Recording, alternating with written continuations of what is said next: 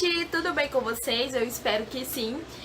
Sejam bem-vindos ao seu novo caminho de conhecimentos. E aqui quem vos fala é Isabelle Lesbão, uma estudante de biologia que ama literatura e ciência e decidiu produzir conteúdo aqui no canal.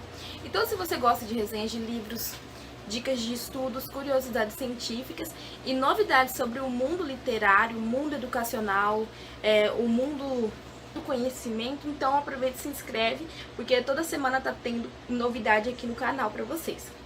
Então, hoje o tema do vídeo vai ser Maratona Enem.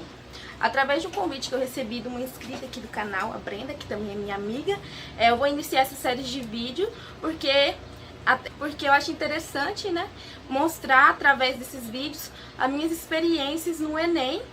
E eu fiz o Enem durante 4 anos e tenho muita experiência nisso. E decidi estar gravando para vocês hoje esse vídeo. Então, gente, como eu obtive uma nota boa no Enem, principalmente na redação, né, vou estar gravando os vídeos aqui para estar com o objetivo de estar falando sobre redação Enem. E hoje nós vamos iniciar um assunto sobre a Era Vargas. Eu vou contextualizar a Era Vargas para vocês, mas eu quero que o intuito aqui vai ser, eu quero que fique claro, que o intuito é fazer com que vocês tenham criatividade e imaginem formas de estar citando esse período na sua redação. E eu vou também dar exemplos de como vocês podem fazer alusões e também eu vou dar exemplo para vocês como vocês podem estar fazendo alusões e analogias a esse período que ocorreu aqui em Brasília e foi tão importante para nós. Enfim, bora lá. Bom, o período do Getúlio Vargas basicamente se iniciou devido à queda do café com leite, né, que era a República Velha, a aliança entre Minas Gerais e São Paulo, que basicamente reinavam no Brasil. E nesse sentido, através de alianças políticas, reviravoltas políticas, o Getúlio Vargas acabou conseguindo entrar no poder. E teve 3 fases de seu governo. O governo provisório, que foi de 1930 a 1934, o governo constitucional, que foi de 1934 a 1937, e o Estado Novo, que foi de 1937 a 1945. Eu vou estar aqui agora, pontuando momentos, acontecimentos, né, alguns fatos sobre esses 3 momentos de governo do Getúlio, para que vocês conheçam e tenham uma ideia de como vocês podem estar citando isso. Bora lá. O governo provisório. Então, foi o momento em que o Getúlio teve a necessidade, né, de ser um centralizador. Ele centralizou o seu poder, ou seja, como ele fez isso? Ele mandou fechar, né, basicamente, suspendeu órgãos do poder legislativo, como câmaras municipais, assembleias legislativas. Logo também,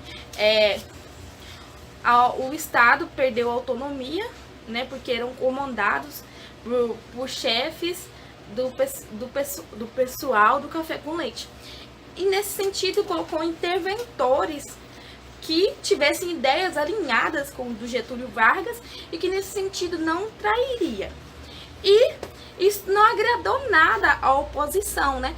E devido a isso teve o movimento constitucionalista em 1932, que foi um levante, teve luta armada, teve morte de militante, de estudantes, o MMDC, e que basicamente foi um período muito interessante da história e do governo provisório do Getúlio, né? Provisório, né? 15 anos, provisoriamente. Agora vamos falar sobre o governo constitucional, que iniciou-se em 1934. Bom, basicamente o que eu tenho que falar aqui são de algumas disposições que o Getúlio teve nessa Constituição que ele acabou promulgando. Não que ela basicamente mudasse muita coisa do que já tinha, mas deu uma melhorada bastante. Como, por exemplo, os direitos trabalhistas, o nacionalismo econômico, o voto feminino, direitos aos indígenas, voto secreto, entre outras mudanças que se obteve. Nesse período também, houve bastante industrialização do Brasil, que foi algo bastante importante para nós, né? E fez com que, de certa forma, começássemos a desenvolver esse o poderio tecnológico, empresas e etc. Bom, o Estado Novo é basicamente ditadura, né? Basicamente não, ditadura. E foi um cerco militar, né, no Congresso que o Getúlio fez lá. E, novamente, ele fechou órgãos do Poder Legislativo. O homem adorava fazer isso. E, novamente, a Assembleia Constituinte, enfim. Nesse sentido, ele ortogou uma Constituição autoritária, ditatorial. Nesse sentido, gente, vê a empáfia do indivíduo. Começa a invadir casas alheias, prender pessoas, julgá-las e condená-las.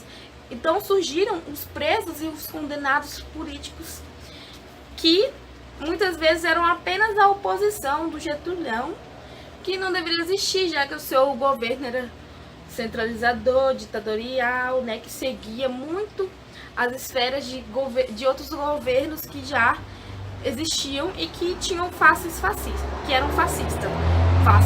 Não, eram fascistas mesmo.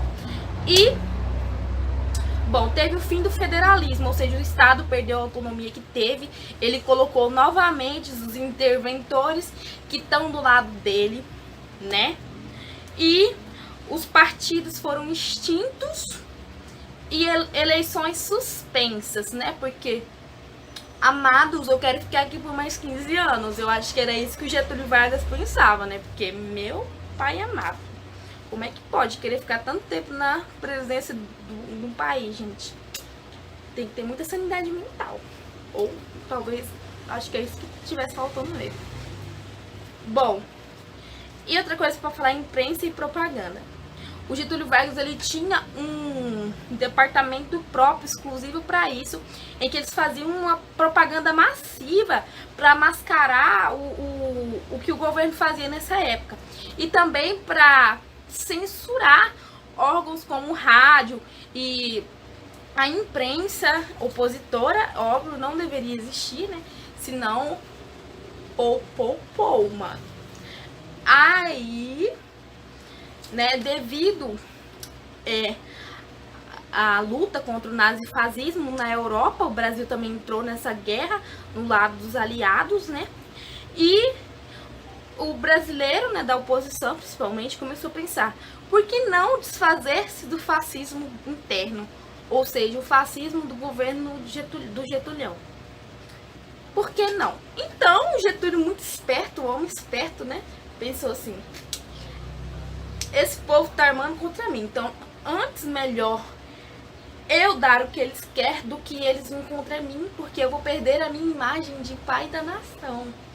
Obrigado, Deus. Então ele fez o seguinte, ele marcou novas eleições, né? Além de marcar as novas eleições, ele soltou os anistiados políticos que estavam exilados, né? Que tinha o grande Graciliano Ramos, tinha também o Júlio Prestes e a mulher dele, a Olga, que sofreram massiva perseguição. Ele soltou esse pessoal tudinho aí. Inclusive, Graciliano Ramos tem Memórias do Cárcere, que é um livro muito bom que aborda o período em que ele viveu isso, o período que ele foi preso. Ele conta basicamente tudo o que ele sofreu durante esse período ditatorial.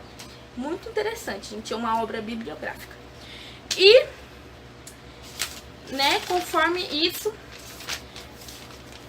eu termino aqui de falar sobre esse período, porque é o seguinte, ele é muito extenso, muito complexo, não tão complexo, ele é bastante extenso, e o meu objetivo, como eu falei, é falar sobre as alusões que vocês podem estar utilizando. Então, se você quer se aprofundar mais, gente, vê esses vídeos que eu vou estar colocando aqui no link da descrição. E também veja o livro, né, que eu vou estar colocando, que tem diversos conteúdos de história e principalmente e principalmente não. Tem um capítulo no livro que fala sobre a Era Vargas. É isso. E vamos lá. Bom, um dos exemplos que vocês podem estar utilizando para estar fazendo uma alusão histórica é o quê?